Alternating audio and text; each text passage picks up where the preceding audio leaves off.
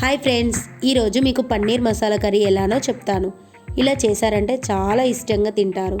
ఇప్పుడు మనం ప్రాసెస్లోకి వెళ్ళి చూద్దామా. ముందుగా పన్నీర్ని ఇలా చిన్న చిన్న పీసెస్గా కట్ చేసి పెట్టుకొని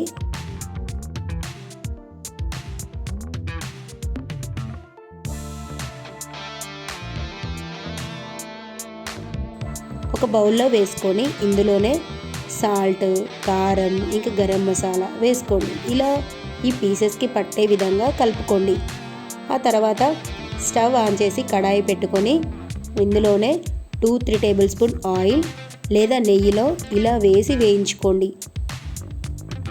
ఈ విధంగా పన్నీర్ పీసెస్ని గోల్డెన్ బ్రౌన్ వచ్చేంత వరకు వేయించుకొని పన్నీర్ పీసెస్ని పక్కకు పెట్టుకోండి. మనం ఇప్పుడు మసాలా పేస్ట్ కోసం కడాయిలో 2 టేబుల్ స్పూన్ ఆయిల్ వేసి ఆయిల్ హీట్ అయ్యాక టమాటో పీసెస్ ఇంకా ఆనియన్స్ వేసి ఇవి కొద్దిగా వేగిన తర్వాత తగినంత కాజు వేయండి. ఇంకా ఇందులోనే 7-8 వెల్లుల్లి రెబ్బలు వేసి వేయించుకోండి.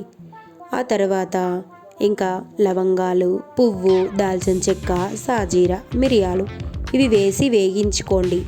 ఇవి కొద్దిగా మగ్గించుకోండి. పూర్తిగా మగ్గించుకుని చల్లార్చిన టమాటో, ఉల్లిపాయ ముక్కల్ని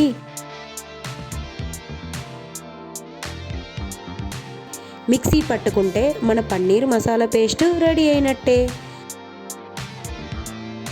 అలాగే మళ్ళీ పన్నీరు కర్రీ కోసం కడాయిలో ఆయిల్ వేసి ఆయిల్ హీట్ అయ్యాక సాజీరా, బగారా ఆకు, 2 లవంగాలు వేసి వేగిన తర్వాత 2-3 పచ్చిమిర్చి, సన్నగా తరిగిన ఉల్లిపాయలు వేసి అలాగే ఇందులోనే కొద్దిగా సాల్ట్ ఇంకా పసుపు యాడ్ చేసి లైట్గా వేపుకోండి. అలాగే కొద్దిగా కొత్తిమీర వేసి వేగాక మిక్సీ పట్టి పక్కకు పెట్టుకున్న టమాటో మసాలా పేస్ట్ వేసి ఆయిల్ పైకి తేలేంత వరకు కలుపుతూ ఉండాలి. ఇలా ఆయిల్ పైకి తేలాక పక్కకు పెట్టుకున్న పన్నీర్ పీసెస్ వేసి ఒక 5 మినిట్స్ అయిన తర్వాత ఇందులోనే వాటర్ యాడ్ చేయండి. పన్నీర్ పీసెస్కి వేసినవన్నీ మసాలా పేస్ట్ అంతా బాగా పట్టేంత వరకు ఉడికించుకోండి. ఇంకా ఇందులోనే కాస్త కారం, గరం మసాలా వేసి కలుపుకోండి.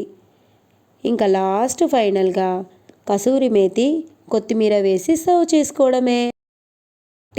Tasty masala paneer curry ready. చాలా బాగుంటుందండి. మీరు ఒకసారి ఇలా ట్రై చేసి చూడండి. ఇక మళ్ళీ ఒక కొత్త రకపు వంటతో మీ ముందుకు వస్తా.